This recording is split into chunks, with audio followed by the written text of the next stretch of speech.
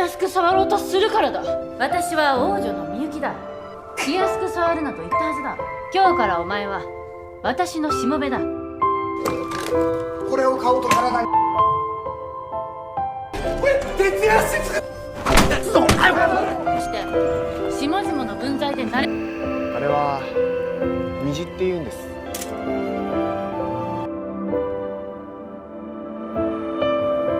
姫、ずっと僕の隣にいてくれますか？無理だ。消えてしまう。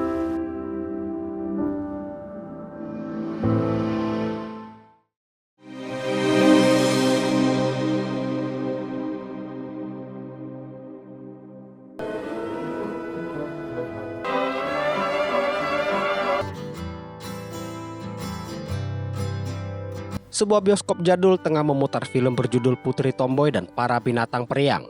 Terlihat hanya sedikit penontonnya berada dalam studio sebab filmnya sendiri udah mulai nggak laku. Untuk itu, roll film yang akan dibuang ini dimasukkan ke dalam lemari sebelum diambil. Namun, dunia dilanda perang di masa itu hingga roll film tersebut terabaikan. Hingga suatu ketika, seorang pemuda bernama Kenji menemukan dan memutar film tersebut. Seketika, Kenji jatuh cinta kala melihat kecantikan Putri Tomboy di film hitam putih itu. Adegan pindah ke masa depan. Seorang perawat bernama Amane mengeluhkan anak yang telantarkan seorang pasien tua bernama Makino. Bahkan saat Pak Makino jatuh, sang anak tidak membantunya. Kemudian Amane mendatangi Makino untuk dicek suhu. Mendadak salinan kertas jatuh tertiup angin. Rupanya itu adalah salinan naskah film yang dulu ditulis Makino selagi masih menjadi asisten sutradara. Amane yang penasaran sama ceritanya memaksa Makino menceritakan padanya. Makino setuju dan mulai bacakan naskah film fantasi karangannya. Kisah tersebut bercerita mengenai si Kenji yang juga berprofesi sebagai asisten sutradara. Hari itu dia sedang membuat lukisan backdrop untuk syuting walau bukan pekerjaannya. Tiba-tiba songgok mobil datang lalu keluarlah sosok artis paling hit di masa itu bernama Sundo. Bahkan pemilik studio film bernama Tokuma ini ikut menyambut serta mengikuti apapun kemauan Sundo. Saat Tokuma minta Kenji membawakan tas Sundo, sesuatu terjadi. Maaf, oi Kenji.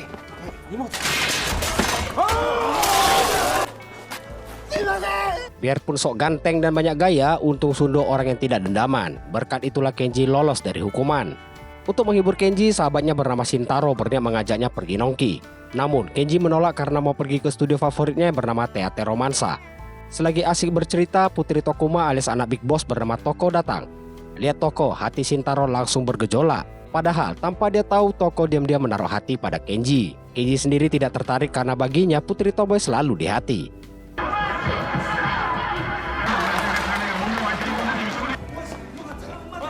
Setiap malam saat teater tutup, dia izin menonton Putri Tomboy pada sang pemilik bernama Honda. Honda izinkan Kenji menonton sendiri namun tetap harus bayar.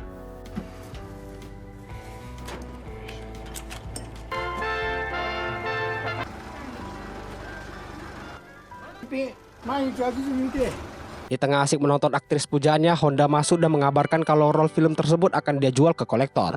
Jadi, malam itu adalah terakhir kali Kenji bisa menonton Putri Tomboy kesayangannya. Untuk itu, Kenji manfaatkan setiap momen yang bisa dia dapat. Honda sendiri bersiap pulang saat adegan Putri Tomboy yang menerima jimat dari 3 hewan periang. Ketika adegan Putri Tomboy sendiri, Kenji mulai merasa sedih karena nggak bisa lagi menonton dirinya besok. Sekilas, terlihat seakan Putri Tomboy melirik ke arahnya. Namun, Kenji pikir itu cuma perasaannya. Tiba-tiba hujan turun waktu Honda beranjak pulang dan gak lama setelahnya listrik padam. Kenji yang kaget pun berniat pulang dan gak sengaja menjatuhkan botol sodanya. Tanpa disangka, botol tersebut menggelinding mengenai tangan seseorang. Kenji pikir ada orang lain di sana, jadi dia pun mencoba memeriksanya. Alangkah kagetnya Kenji saat melihat sosok tersebut adalah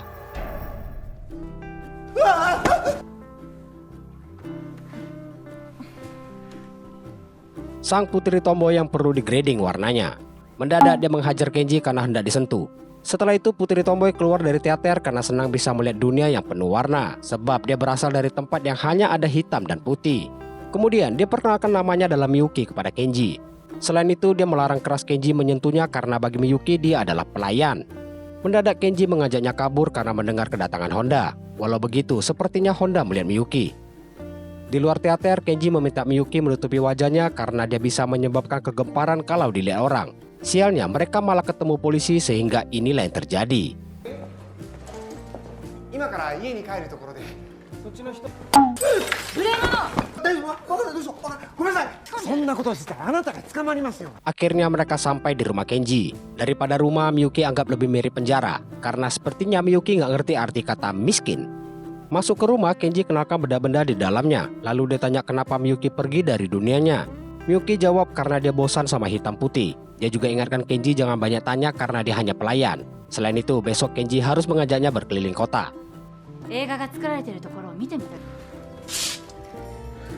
Paginya, Miyuki yang terpesona melihat langit begitu biru langsung minta Kenji siapkan kereta untuk jalan-jalan. Dan inilah dia keretanya. しもべ、馬車を用意しろ。あれは白と赤です。絶対動かないでくださいね。 Tibalah mereka di lokasi syuting tempat kerja Kenji. Di tengah jalan Kenji bertemu Toko. Toko yang penasaran sama bawaan Kenji berniat melihat, tapi Kenji larang dengan alasan itu berisi binatang buas. Setelah itu dia buru-buru meninggalkan toko. Miyuki dibawa ke ruang makeup untuk mengganti pakaian serta merias diri agar lebih berwarna. Sejurus kemudian Miyuki keluar dan tampil layaknya manusia normal yang penuh warna. Lihat itu, Kenji tentu semakin jatuh cinta padanya, namun apa daya dirinya hanya dianggap pelayan. Lalu Kenji mengajaknya berkeliling lokasi syuting seraya pamerkan karya backdropnya. Mendadak Kenji dipanggil untuk bekerja. Selagi Kenji nggak ada, Miyuki mulai membuat kekacauan. Dimulai dari mengganti lukisan backdrop Kenji. Lucunya, Sundo justru suka pada karya tersebut. Begitu dilihat kecantikan Miyuki, Sundo semakin tertarik dan mulai kegatelan. Tapi namanya putri tomboy dan barbar, Sundo pun harus mengalami ini. てるんだ。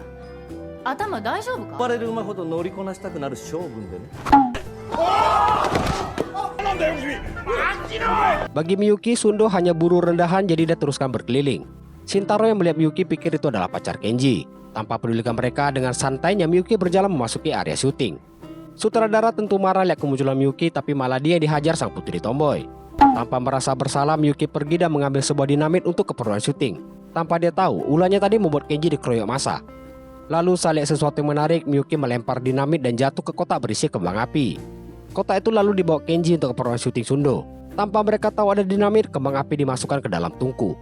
Akibatnya lagi-lagi Sundo sang superstar harus alami kesialan.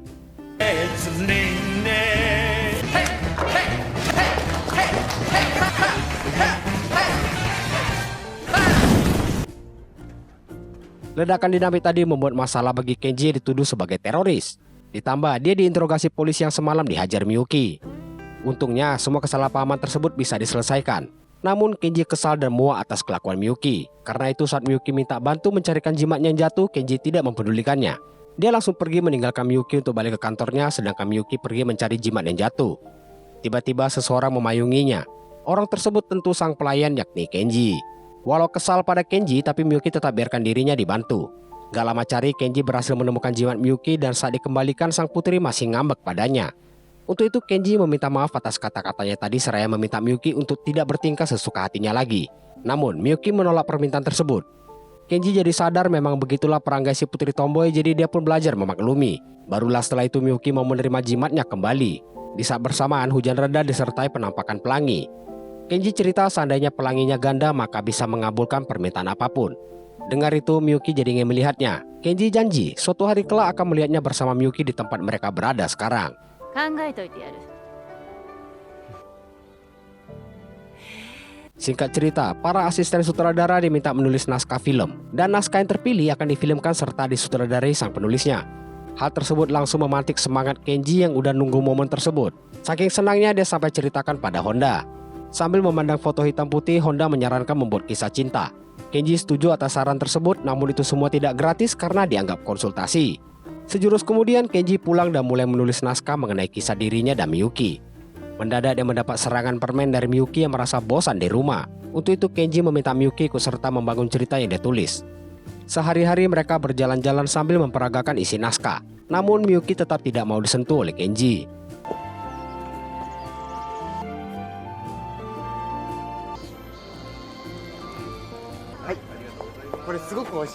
Suatu ketika Kenji menyuapi Miyuki es serut. Ternyata hal tersebut dilihat Toko dari kejauhan. Lalu Kenji berperan sebagai pangeran yang ungkapkan cinta pada sang putri. Miyuki sempat kaget sewaktu Kenji berlutut memberinya bunga.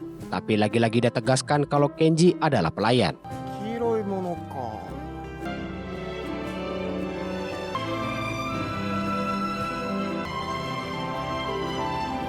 Peragaan mereka sampai di suatu bagian di mana para tokohnya akan berciuman.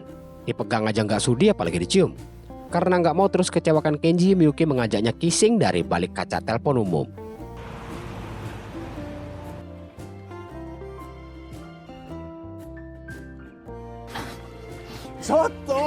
Miyuki dan Kenji sendiri suka bermain permainan merangkai kata sesuai warna. Selain itu, mereka sering pergi tamasya ke tempat-tempat baru.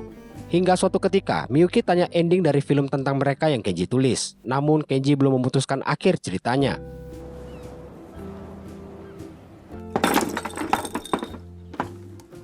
Suatu ketika, waktu lagi ngelap tangan, terlihat warna kulit Miyuki berubah. Di saat bersamaan, Toko datang mencari Miyuki. Rupanya Toko mau memastikan hubungan Miyuki dan Kenji. Dengan jujur, Toko mengakui ke Miyuki kalau dia suka pada Kenji. Dengar itu, Miyuki bilang mereka adalah saudara jauh. Sebenarnya bukan karena Miyuki tidak menyukai Kenji, namun dia menyimpan sebuah rahasia besar selama ini.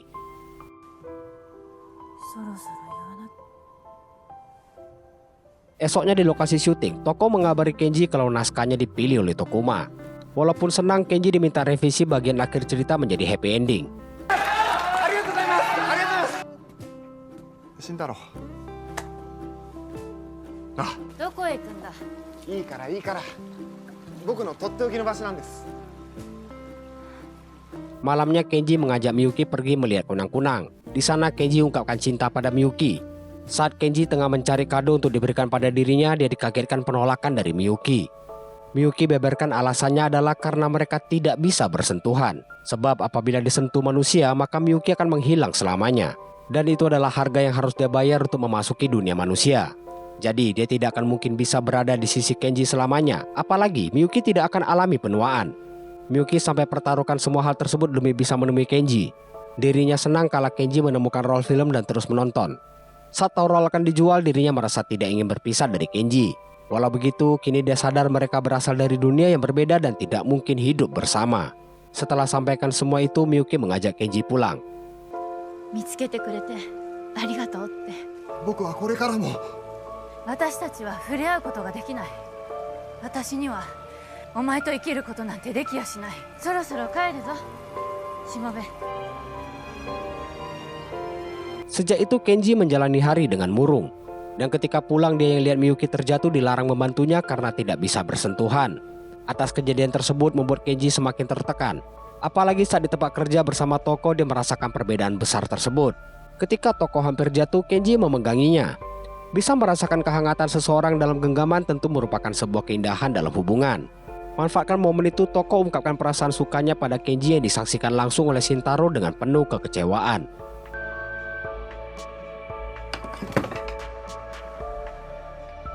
Di rumah sendiri, Miyuki menemukan kado dari Kenji untuknya dari rompi. Rupanya Kenji udah siapkan cincin lamaran baginya. Lihat itu, Miyuki mulai menyadari betapa dia juga mencintai Kenji. Dia datangi lokasi kerja untuk mencari Kenji. Namun tanpa sengaja dia mendengar obrolan Kenji dan Shintaro. Shintaro bilang seandainya Kenji menolak Toko, maka dipastikan naskahnya akan dibatalkan dan berakhir dipecat. Dengar itu, Kenji tanya, apakah mungkin mencintai seseorang tanpa bisa menyentuhnya seumur hidup? Miyuki yang gak mau halangi hubungan Kenji dan Toko memilih pergi dalam diam. Di saat itu gak sengaja dia bertemu Sundo.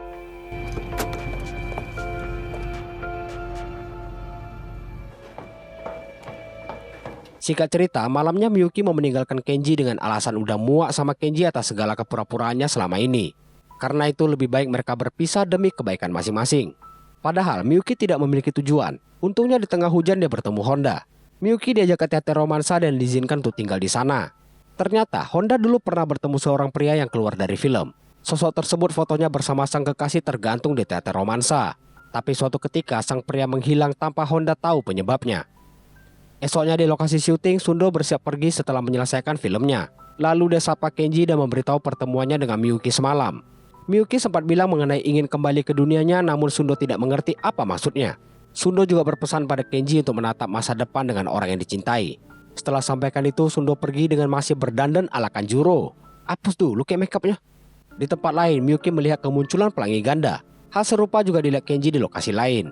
Teringat janjinya pada Miyuki, Kenji pergi ke titik pertemuan, tapi Miyuki udah nggak di sana. Walau begitu, Kenji nggak nyerah dan teruskan mencarinya. Di sisi lain, Miyuki berpikiran untuk menyentuh seseorang agar bisa menghilang.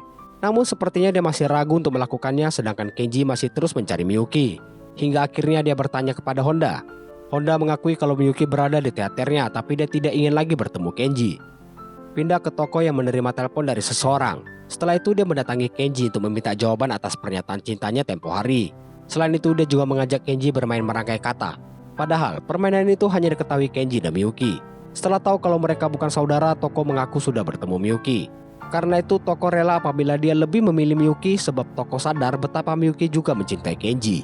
Atas pengakuan itu Kenji berlari pergi menemui Miyuki ke teater romansa. Tanpa ragu Kenji diizinkan masuk oleh Honda sekaligus menutup teaternya malam itu.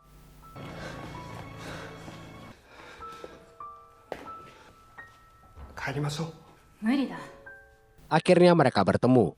Walau Miyuki masih bersikeras mereka nggak bisa bersama, Kenji tidak pedulikan. Bagi Kenji, mencinta itu lebih dari sekedar sentuhan. Bisa merasakan kehadiran sosok yang dicintai itu lebih dari cukup bagi Kenji untuk bisa hidup bersama selamanya. Ternyata kata-kata tersebut telah berhasil meyakinkan Miyuki. Walau hanya sekali, Miyuki ingin hilang karena sentuhan orang yang dicintai. Untuk itu, dia meminta Kenji untuk menyentuhnya.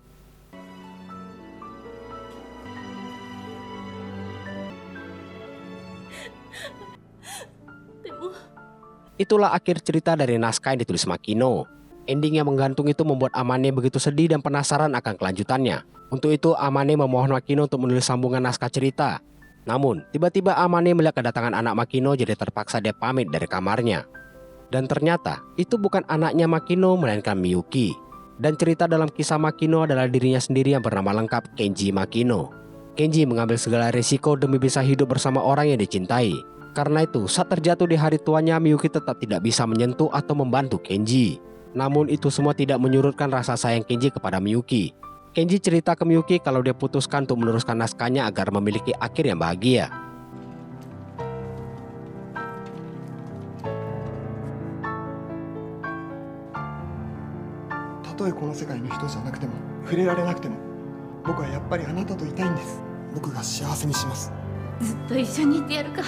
Cerita pun berlanjut ke saat Kenji menolak menyentuh Miyuki. Bahkan mereka putuskan menikah.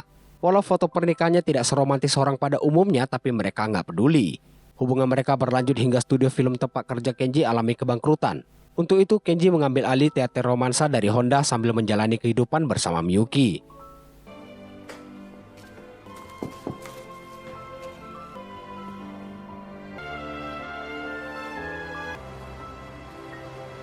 Saat berjalan di pantai, melihat pasangan bergandengan, Kenji kepikiran lakukan hal serupa. Karena tidak bisa bersentuhan, Kenji menggunakan kain sebagai medianya. Hal tersebut mereka lakukan hingga Kenji tua. Kini teater romansa telah tutup dan meninggalkan sejuta kenangan indah Kenji dan Miyuki. Kembali ke masa kini, Miyuki sedang nostalgia dengan melihat foto-foto kebersamaan mereka. Tiba-tiba telepon berbunyi. Seakan mendapat firasat buruk, Miyuki mengangkat telepon dengan perasaan kalut. Sejurus kemudian dia berlari kencang menuju rumah sakit.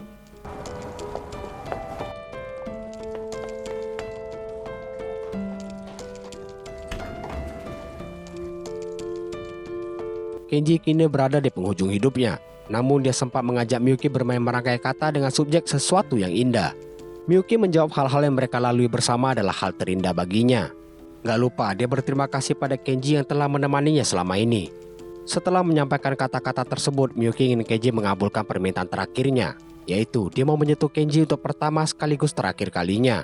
Karena orang yang mewarnai hidupnya telah tiada, Miyuki tidak lagi punya alasan untuk berada di dunia. Untuk itu dia menyentuh dan memeluk Kenji sebelum perlahan-lahan menghilang seiring kepergian Kenji selamanya.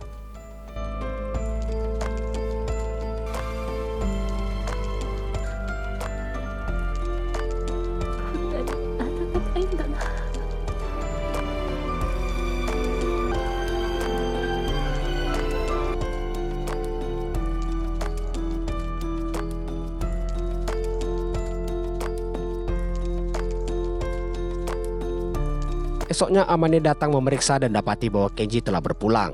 Selain itu dia melihat salinan naskah yang telah disempurnakan Kenji. Kisah akhir naskah tersebut ialah Kenji memasuki dunia hitam putih. Di sebuah aula besar, semua teman-temannya berkumpul menyaksikan dirinya berjalan menghampiri Miyuki. Kemudian Kenji berlutut untuk memberikan setangkai mawar merah pada Miyuki. Begitu bunga dipegang, dunia hitam putih tersebut menjadi berwarna. Dan juga mereka bisa bersentuhan satu sama lain.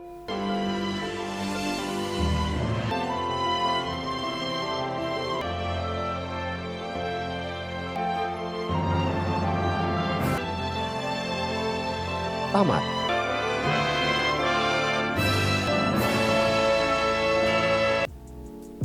Iya, keren ya film ini. Film-film gini aku senang. Plot ceritanya tuh nggak lazim gitu loh, penuh imajinasi. Dan inilah film drama romantis bertema fantasi asal Jepang berjudul Color Me True. Fun fact-nya adalah, ini rekap film pertama yang ku tonton dari YouTube tahun 2020 apa 2021 gitu. Lupa aku. Sejak nonton itu aku jadi suka konten alur cerita film, tapi cuma satu channel aja aku nonton sampai akhirnya aku buat channel sendiri. Itu pun gara-gara channel favoritku udah gak aktif lagi. Kalau ada yang tahu, Soundsmoker namanya, si Emon dan Dayat. Jadi video ini aku dedikasikan untuk mereka. The best movie recap channel I ever watched. Semoga kalian juga suka sama video kali ini. Oh ya, tuh si Kenji kasihan ya, dapat pasangan gak pernah bener. Ada yang sisa 10 tahun umurnya, yang ini gak bisa disentuh. Moga nemu film dia rada bener deh pasangannya. Yalah, kebanyakan bacot. Thank you for watching and happy Soundsmokers. See you all soon.